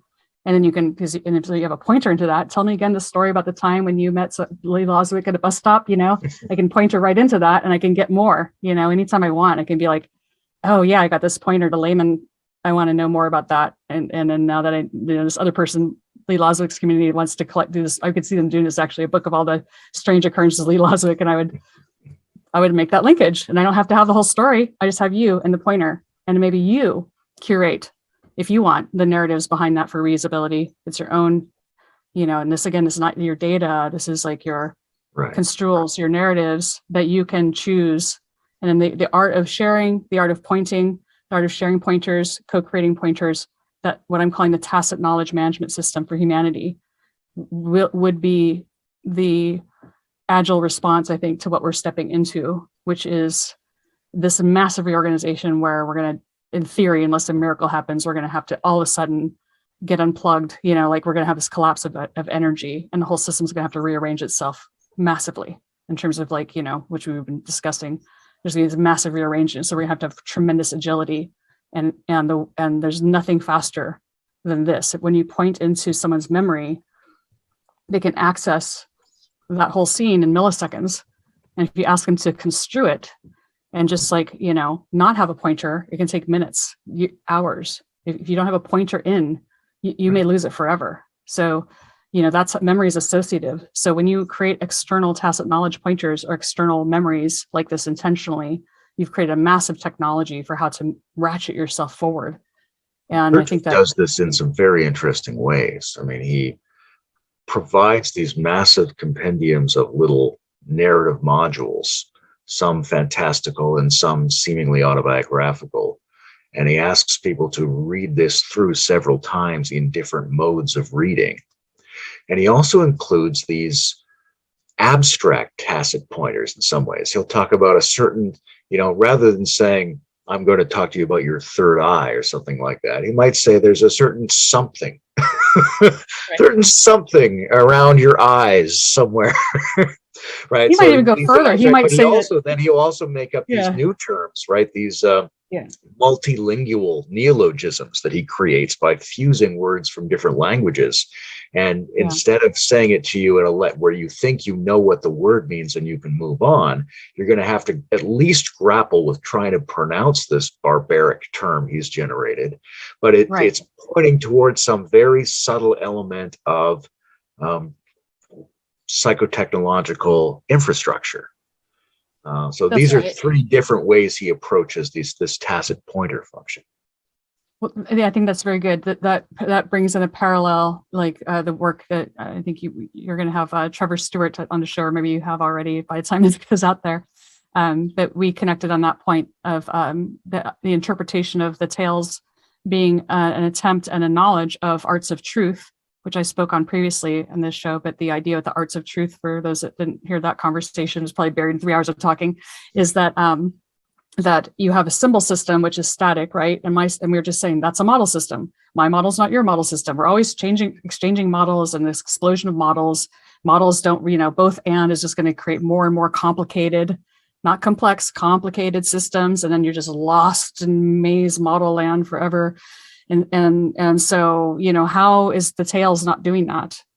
Like all the myriad ways we said so far, but what you just pointed at, the art of truth, which is somehow trying to get at the relationships between what are the ultimate process-based actual relations that can exist between whatever would fill in the model. And I'd say that has a natural, in the open form, is what I'm saying about the open-ended questions properly formed, the correct set of the open-ended questions. There's a little bit more goes into it, but basically that API, salience API, is also looking at what are all the possible relations that can happen between what could actually fill in the gap. What could you possibly conceptualize, articulate as a pointer? Like there is a ontology there, I think, and kind of talking, I'm really looking forward to having in-depth conversations with James Schofield around his work here. But I think I've had a hard time using the word ontology, and he really points out it's like epistoontology or something. And, I'm no philosopher, but it's like, it's not quite that either, right? It's a mix. It's the ontology it's an ontology of epistemology. Like it's the way you can come to know or articulate that there are so many of these pointers or ways these things could relate.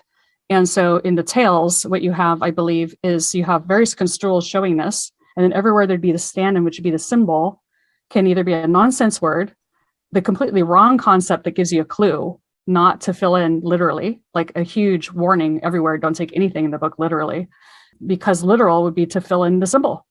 So you are left with just the skeleton. It's almost like, I often visualize these things almost like glass tubes, or lenses, and these like elaborate lensing tubes of mirror, but more lenses, not mirrors, like a hall of lenses that the color of life, your own life gets put into, and it just fills in your own coloring of like this, dynamically, this is how you can look at your life. Like, it feels like almost in other analogies, playing chords. There's a lot of musical idea, but trying to invoke or resonate with chords, or, I feel like a lot of it is playing chords.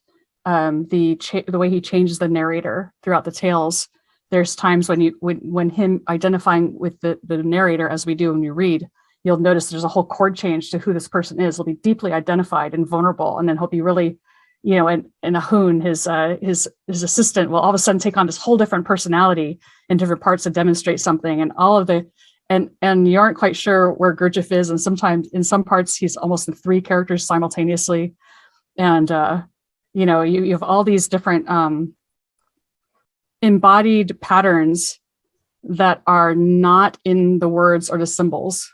They're in the gestalt of the experience of the book that are resonating with you. And if you're paying attention, noticing that you're reading the book to look for those resonances and notice the shift, because noticing the change in how you're being played is part of understanding the larger pattern that he's trying to demonstrate as a analog to how you might approach the different resonances in life playing you. Like to get a felt sense for how you can let life play you in these similar ways. How does that sit with you? No, that's terrific. And there's I think felt sense processing is really important to all of this in the Eugene Genlin kind of sense of not only in terms of reading the book and getting a felt sense, and also trying to find your own pointer that goes with that felt sense at any given time, but also promoting that as a form of intelligence. Toward the end of the text, when he talks about the difference between the reason of knowing and the reason of understanding, there's some very interesting elements to that short description.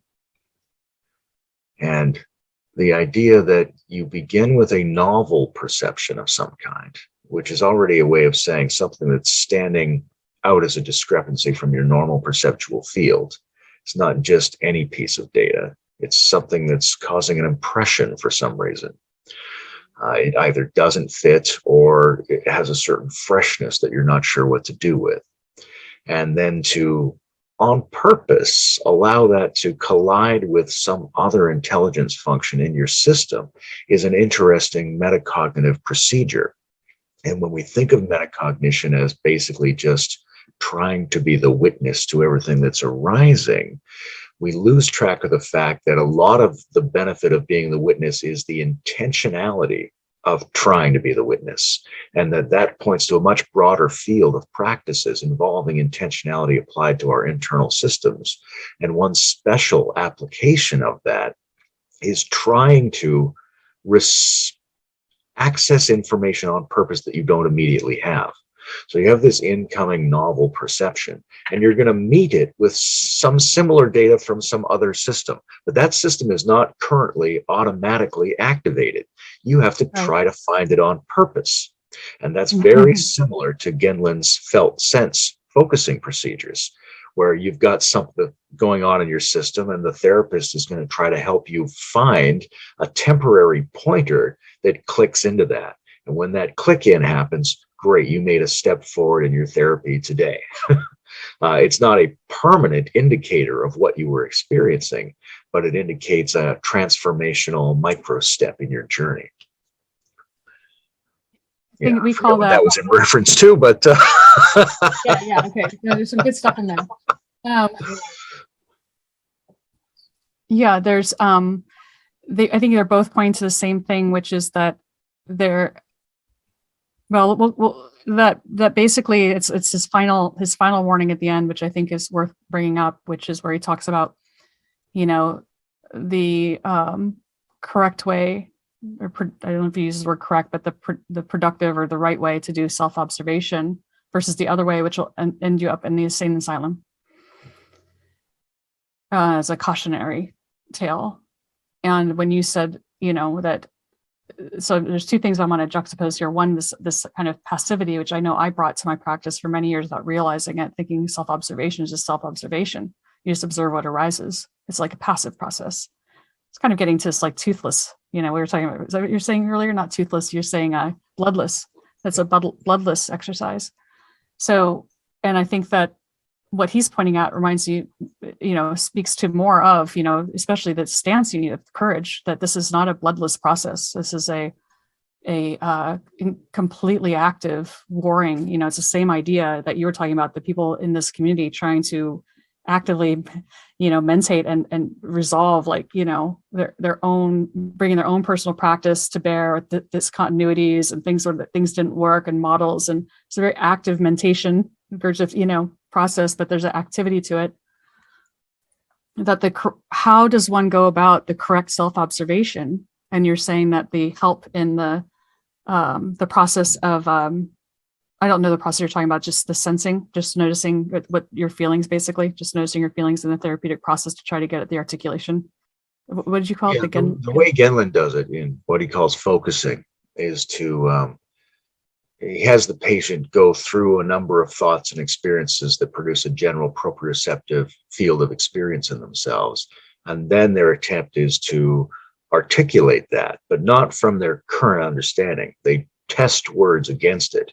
They're sort of coming up with guesses, and you weigh the guess against the experience and you discard if it doesn't fit.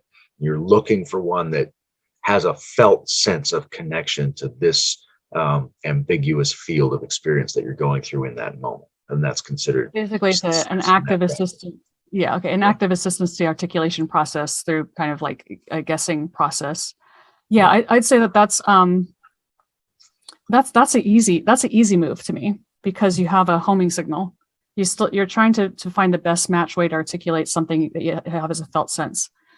And yes, it can be murky, but an iterative process, an iterative process can take a long time, like there could sometimes, for some things, it can take a really long time to get to the articulation when it's murky. But it's interesting. Yeah. So there's kind of a little bit of guessing. And then I think that there's another thing we're talking about. So in that instance, I'd say you're trying to bring in symbol pointers in such a way that kind of, you're trying to find an articulation that somehow matches. And then there's another process, which is not so much to find associations that aren't your normal associations, or trying to even just invoke those associations. But I'd say, coming back towards the right kind of self-observation, that in my experience, that, in the inquirer system that's trying to articulate the ways of looking, comes up with a almost a directionality. Like if you're using visual, it'd be up, down, left, right. We have 6 ways of looking, right? Behind, front, up, down, left, right is 6. For whatever reason, if you ask how many ways of looking there are, it's on the order of 1,000. That you can kind of collapse it down once you've got something going to maybe, there's kind of a couple collapse, moves on that. So you don't have to, it's not flat 1,000. You collapse the first one, you get down to maybe 25 or so, and some are more important than others. But then eventually, sometimes you need all of them, like they all could have the potential to reveal something you're missing. They all potentially could bring in an insight, or bring in the insight process. So I'd say that, like, even once you have the thing articulated, and it's bothering you, that next, how do you bring in to your cognitive workspace, where you may not have been looking? You can only bring in at least on things in the direction you're looking. And then you have the next thing to reckon with, Gurdjieff talks about constantly, is your associative memory.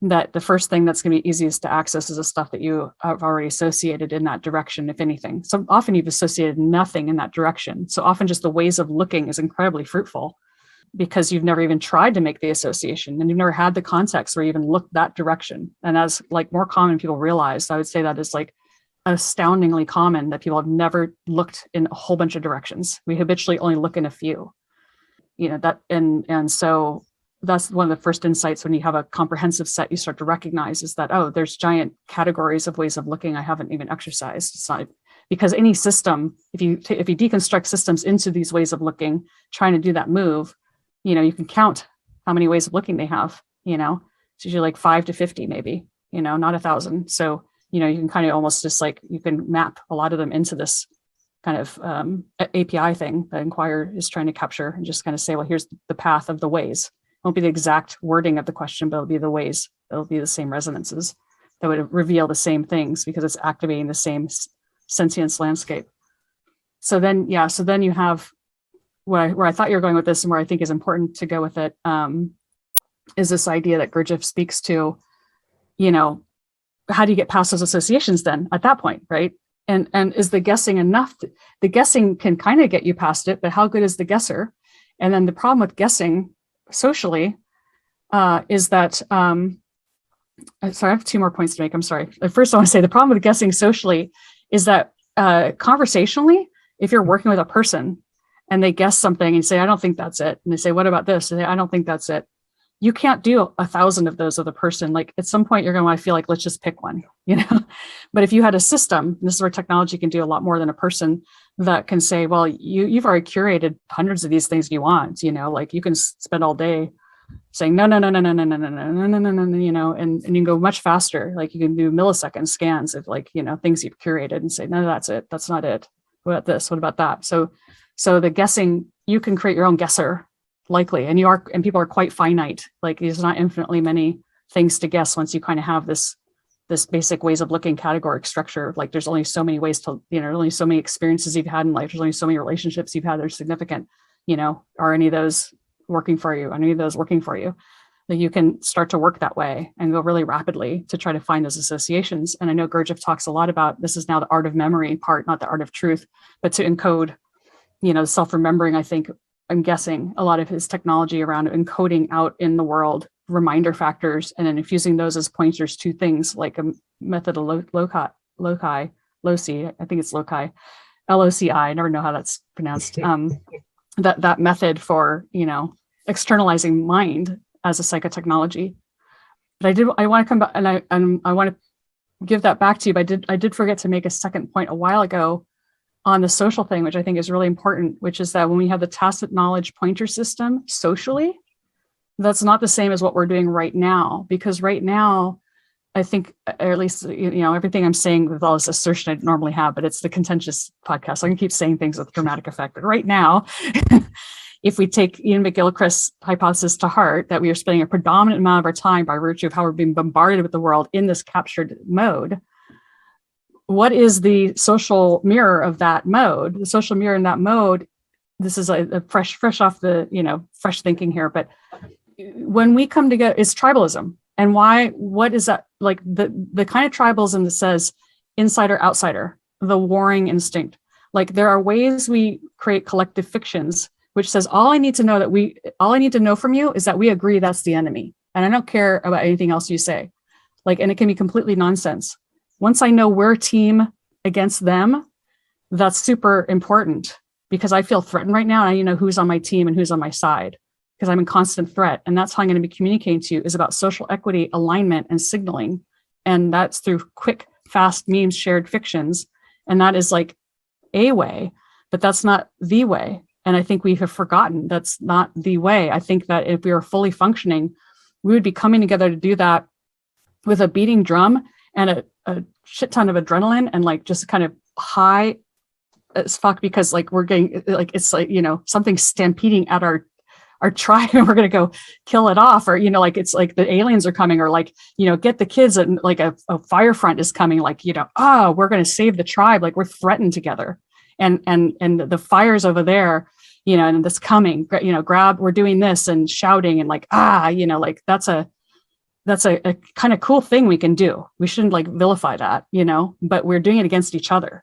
And it should only be when we're truly threatened, but we're living in like chronic threat because we built a system that's threatening all of us. We're all part of a machine that's simultaneously threatening all of us, and we're all in threat. So if we were to get out of that collective threat, I think we would restore more communication modes, which would be reflective of this tacit knowledge management system, pointer system, collective natural intelligence, which I'll just call collective natural intelligence, which is that we synthesize together the better, that we are collectively doing the insight processes. We're collectively sharing construals and bringing things into each other's imaginative workspace so that many eyes, we get the multi-perspective knowing of the same thing. So that's our superpower. We get a full 360 on the thing. We get to bring our minds together. And that is like what we need to get really good at when we're going to be constantly readapting to changing climate, changing resources, all of a sudden collapse in infrastructure, reassembling ourselves, like making do with what we have, very little resources, trying to be literally inventive all the time. Like we're going to need a constant insight process online collectively, that we all are seeing the same thing and having the same insight and working with the same model, so there's very little friction. But we just don't do that right now because we're all just being pumped with petrol energy, with dinosaur energy, and just being animated by that machinery, right? Yeah, there's a historically normal level of tribalism and anxiety. And then there's an exaggerated level that comes from existing under real large mass scale threats, lifestyles that contain non-healthy stressors at multiple levels, and an information environment that is incentivized to produce artificial anxiety and tribalism. So we need to be creating individual and collective skill sets where we can access these different multi-perspectival processing modes and inculcate in each other's skill sets to step back from or ward off these incoming unnatural stress sets, whether they be physiological, global, or informational. And with that space, figure out how to accelerate that process, right? And automating it is one way of accelerating it, but we definitely need to figure out how to do it quickly, because this is one of the things I'm facing a lot. If things become destabilized and we have to spin up communities and responses quickly, what we don't want is for those to be under the sway of a level of tribalism and distress that will cause more problems that it solves. And even if it solves problems, do it in a way that is basically not worth living in. So we need to be able to create individual and collective communities that are able to defend themselves against that stuff and accelerate the growth of their natural intelligence in a way that we haven't really seen many precedents for historically.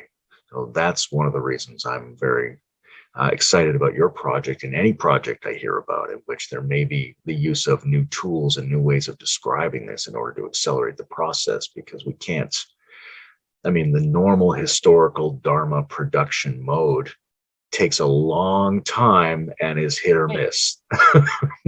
Yeah, good. I really want to speak to this. It's a super important point.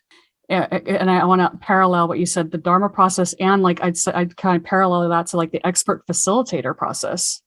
So to become somebody who can facilitate and get people out of those modes is a very long process. Like that's a huge, maybe, and either might be arguable, maybe it's not even possible. So I want to speak to, since you gave me the perfect opportunity to speak to this, that I think that technology has a, like not the soft version. I mean, like actual software has, like, I'll just say it, software has a very important role to play. Like specifically software alone has a very important role to play for this. And that is because the thing that people do when they come together naturally in our current mode is they are coming with this energy. And if this is well borne out, endless study, I'm not going to reference this study. I'll just say things point of fact because it'll slow me down. But the idea of the wisdom of crowds, you bring people together, they don't do wisdom of crowds. They basically find the most powerful person in the room, or someone steals enough power, and there's power dynamics set up. Someone controls the frame. That person has all the power and everyone just agrees with them. And they're wrong. Wisdom of crowds says if you get everyone off on their own to think about the problem independently, bring all their answers together and average them, it's smarter than the expert always. There's more tacit knowledge in the room than any one expert has. You just can't get it. And you can't get it because of power dynamics. And then you always have a leader to the group. Like a person convenes, a group. Like someone says, I'm leading the group. There's like a symmetry there. And all of a sudden people start giving them power. And people can't often, even if you said, don't give me power, you see this in the guru model, Lee Lozwick, even if you say forever, don't give me power, people won't stop doing it. It's like baked in. So you need something that can offload the framing and all the power moves. And I'll use a metaphor, like board games do this, right? Board games, any rule system does this, where it's like, it's just the rules, play the rules. Like if we play a game together, a card game or whatever, it's really easy for us to just agree that the power is in the rules. Like we all can agree to play by the rules. So software is just a more sophisticated set of rules. So software can be adaptive and much more, powerful than a board game. but it is just a set of rules. And if everybody can understand how the software is made transparently and agree that these are the rules that we think are right, or even like participate in the improvement of the rules, and say like even at the next level, if you don't agree with the rules, great. The software developer says, help them make them better. What's not right about this rule? And so you basically all put to the power into the rules of the software, and then everyone agrees to the software as the rules, and you let that thing facilitate the process. And what would you need then? You would need, what I was saying is a way to articulate into the software and have it have the comprehensive ways of looking, so everyone can be looking at the elephant the same way at the same time. So let me fill in that metaphor a little bit better. If everyone has an elephant in the room, what we often do is we say, describe the elephant, and be like, it smells like manure, like it smells like grass, like it feels like leather, it looks like a big gray thing, it's crushing me, it's sitting on my it's sitting on my chest. Like it. Can I put all that together into a picture? Not as well as I say, what does the elephant smell like to you? What does the elephant feel like to you? What does an elephant look like to you? Let's all try to lift the elephant together. How heavy does the elephant feel like to you? So a similar way of looking is a way there are, if we're looking this similar way, we can we can do a better job of almost forming a hologram. And I'm saying that is why I think there are these symmetry break. Like, it's interesting if you work with these ways of looking that you can't do them all at once. You have to kind of choose one and another. And I think that's interesting that it's very hard for us. Like, we've tried with the software, we thought, let's go to higher level processes. So we tried various ways of blending multiple ways of looking together, and your brain just can't do it. It's really it's interesting to me. So, so you basically, you have some ways you want to kind of do this that will lend themselves to insight and forming things in your cognitive workspace that is workable. And some things don't form and some things do form. And so I think if you just keep it to loose narrative, I don't want to say loose narrative, just loose, you may not get something forming. So that's what I'm kind of pointing as. I think that we can build a technology that could, refine that's the software, the acquired technology appears to be doing this, when we test it. So, I more than think it could be done. Like, it can be done, and I think it can be continually improved. And I think if it were a reflection of a, collective process of people, a community of practice that is continually working with people have to go in and wrench on the system to, build the rules in, that could, it has to be trustworthy, right? Because you're going to give it all your power. So building in a trustworthiness of the software, which is not AI, right? It's not, it has to be transparent, and everyone needs to be able to understand the rules and where they came from. So I think that's maybe in the most meta way I could say is like crowdsource the rules, codify the rules. And the reason you want to do this in a big way is because that's the guardrails, coming back to that protection, that if someone gets the power and they change the frame, it's very easy to not ask a neutral question, to ask a leading question, to distort the whole thing and to bring in the biases that will derail the insight process and derail the process of that collective natural intelligence. And then the last piece of keeping it to first person perspective, which we can do a whole nother thing on this, like staying away from we, staying away from it or that thou, and just first person to these, the sentient API of what's, what can you actually, be sentient of, it removes contention just naturally. Like there's no crossing the line, and it's very easy to slip into question forms that have people want to overgeneralize, which is interesting intellectually, but not the work, right? The work needs to get into us updating that root level model, all of us together in a way that's consistent with each other, such that we are sensing into the same reality and responding together. And that is the collective natural intelligence that we naturally could share purpose and become a meta-organism that's like responsive and not without the disagreement layer. An insufficiently realized piece of integrative type thinking historically, right? So that there's been a number of movements and a number of thinkers around whom people have congregated with, on the one hand, flexible maps, big images of the types of perspectives that are possible, and individuals who are capable of going through a lot of those and doing that in an ongoing way, and some kind of shared intersubjective community flavor that we can use as a reference to see how well we're doing and try to feel our way into being a collective organism. But this other element of what are the protocols that would actually allow us to implement that, and whether that's how do we write a constitution for a country or a business? Holacracy has some interesting things to do that. Or how do we set up software and technological programs in a way that can facilitate that? That piece has really been missing. And to me, it's understandable why, because historically we have a lot of experience of all those other things. We have a lot of experience of being with people. We have a lot of experience of looking at ourselves. We have a lot of experience of ideas in the world. We don't have a lot of experience seeing how systems are actually designed and play out. It's really only been since the advent of computer technology that people have spent their lives looking at how system protocols operate. So this is something we can add in that I don't see very present in the history of Dharma and human transformation attempts. Not at all. It's not at all common, and other than the art of truth, which is considered such a kind of powerful technology that is kind of shrouded in mystery because of the transformative and deconstructive nature of it. But I want to speak to I think there's a real reason for this, which is that and I've gotten into a couple back and forths in Facebook trying to make this point in little paragraphs. So maybe I can do it better here in a little bit more languagey way to say that you can't start from a model. And we believe in science and models. Like what was my language brain.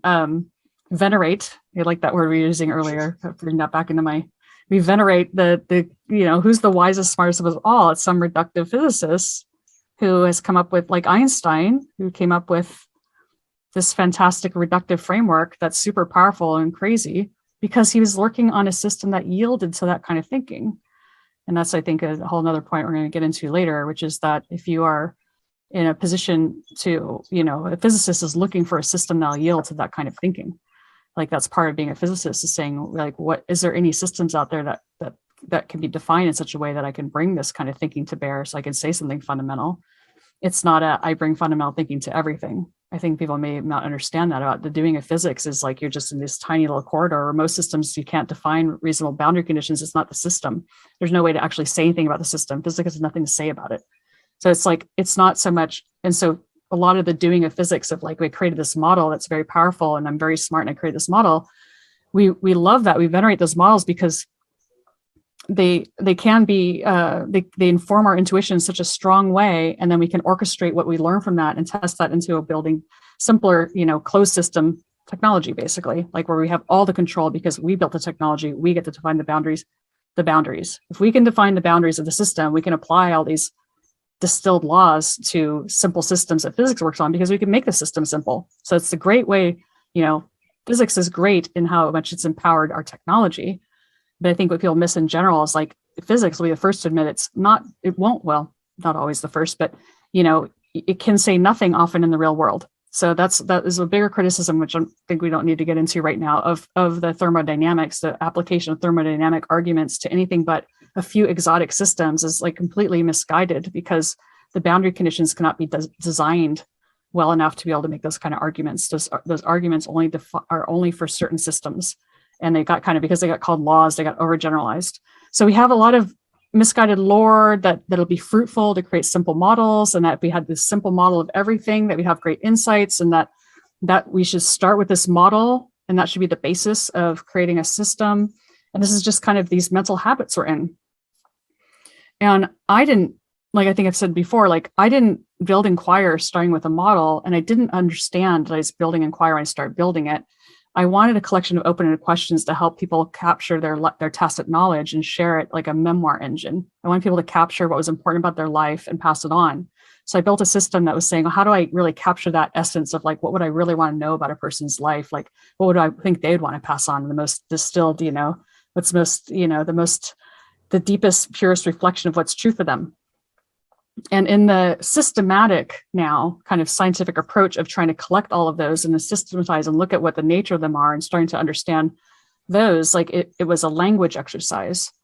It wasn't a model exercise. And so I think that in that way, Inquire is a different class in the way it was formulated, that it continues to try to look at operate just at the language level. And I think Bruce you are doing something similar where you're saying we should be able to ground this down at the root level of language, understanding that how powerful language is a technology. I've also heard Shinzen Young start to recognize this. The language is so powerful, it's a surgical in terms of moving our attention, in terms of all this. And so if you have a systematic way of interfacing with language, or have and at least defend and make transparent, this is how I'm working at the language level. It almost, that's why I'm starting to use the word API. I don't want to call it a model. Language isn't a model necessarily, at least the inquiry part is not, a narrative is, and you can build models out of language, of course. The Tacit Knowledge Pointer Network is kind of a model, but in a sense, I think that if you don't have a hard line of no models allowed, you don't have a lot to do unless you switch, I think, to language. And that move just hasn't been, for one thing, it's a really hairy move, it's hard. It's a hard move.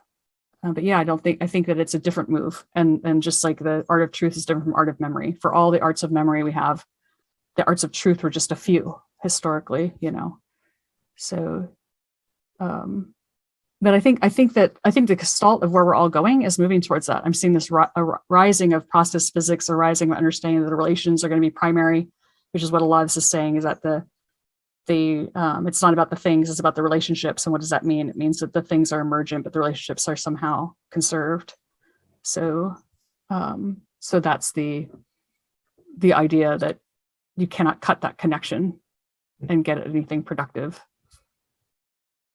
Well, that's been 2 hours. We are sort of notorious at this point for long conversations.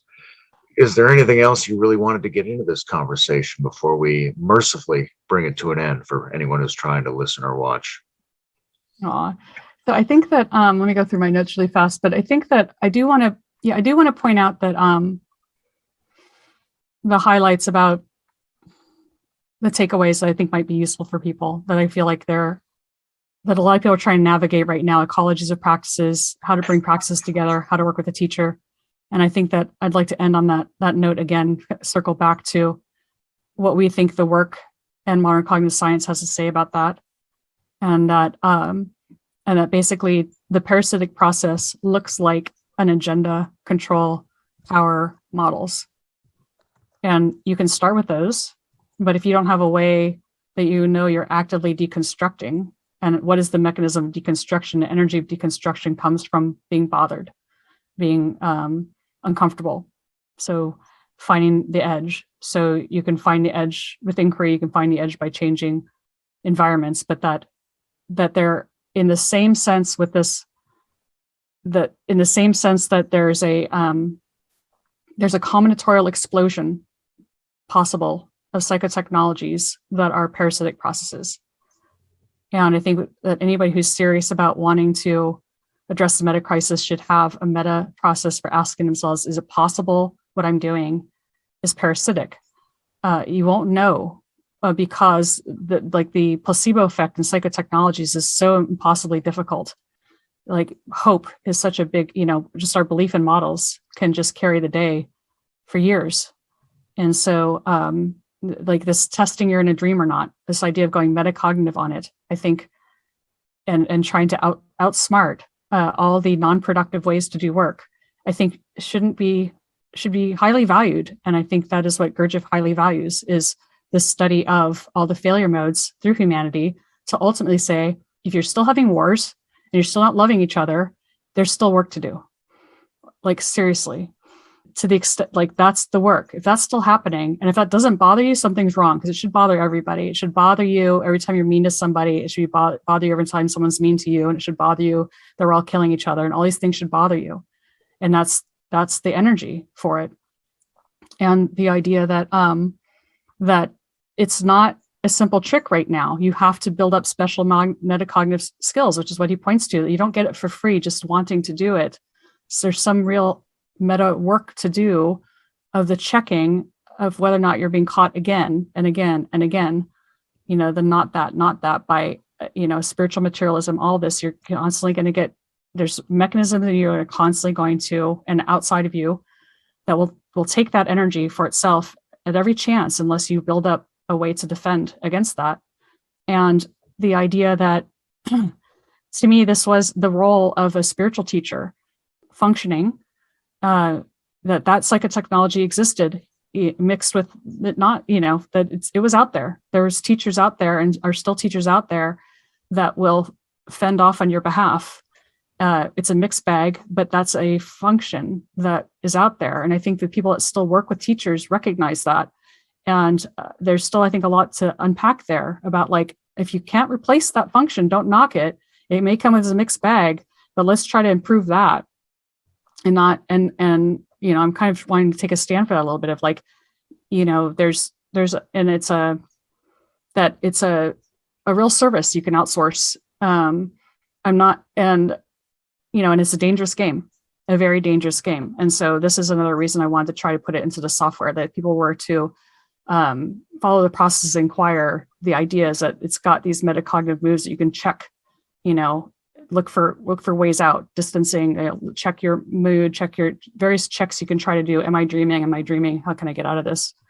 As a way to start to try to replace the psychotechnology that a guru did, or whatever another person would do on your behalf, and see, maybe that's not all of it, but at least if we could do some of it, I think that would be a huge service, so that people cannot waste time getting caught up in things that are without realizing it. So that's a really big motivator for me, because I think there's a lot of harm by people just, they can really be exploited easily, by people that set up these parasitic psychotechnology processes, as we know. And so how do you protect yourself?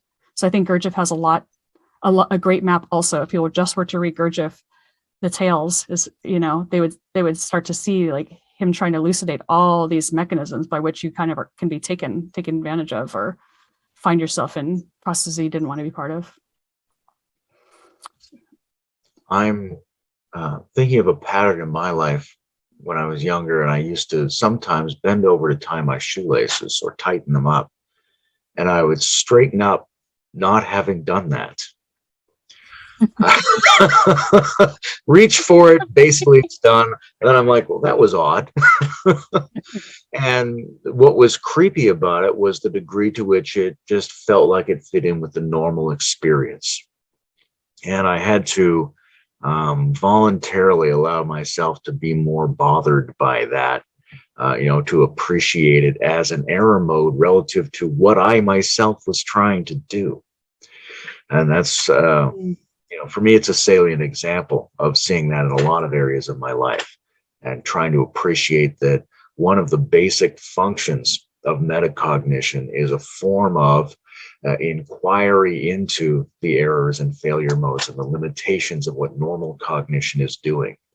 And normal cognition can even take over all of the values and ideals and aspirations and psychotechnologies that we think we're involved in. So there has to be a constant self-correction psyche, as a part of a self-correction oriented dharma, and armed with as many self-correction tools as we can produce, so that our spiritual and developmental life is as consonant as possible with what we now understand about the scientific method and the functions of cognition, and the way in which, especially our social environments and social signals, tend to co-opt everything we're trying to do and be in life. Yeah.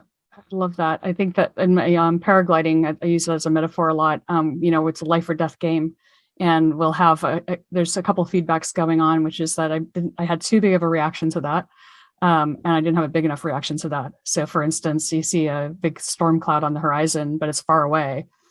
you can't immediately feel the threat of that. So you have to like drum up in your imagination ways to feel threat and go and fight for your life to get out of the sky quickly. And then you think you might break both of your legs in the process, and you're being overly emotional about that, because to be sucked into a cloud and frozen to death versus breaking both your legs, it's clearly break both your legs. So there's a lot of metacognitive landscaping around pushing back and reassigning. And so I think that's also a really interesting point you bring up, because this metacognitive process, we talked earlier about going into the feelings, and there's a lot of trusting feelings going on without recognizing the interconnection of everything. As you push back, you're not invalidating the feelings, but you are saying, why did I not react to the fact that I didn't even tie my shoes? What is going on with my mind right now? That was a signal that I didn't even pick up. I want to amplify that signal. So I'm going to bring in a frame that allows me to kind of step back. Do you remember what you care about? Do you remember why you might care about this? Yeah, that pushing back, that extra efforting is almost keeping salient what really bothers you. Maybe is keeping salient the things you want to be aware of. Especially as I get older too, I see that it's easier to go with the flow. Life gets easier and harder at the same time. And energy for the work, which is another thing people have spoken to a lot. There's a lot of energy when you're younger, and you may have to do different moves as you get older to muster that energy. But yeah, I think that we covered my main big points here. That was really terrific. Pleasure to speak with you as always, and I hope that the kind of approaches we've been discussing can be more and more deeply infused into these overlapping meta communities that hold so much promise. Yeah, I think it'd be really great to, I'm glad you brought the Gurdjieff stuff back into the mix. And I think there's so much more to say about them. I think we just scratched the surface, and I love that this can be part of what you want to bring into the integral stage. So thank you for having me.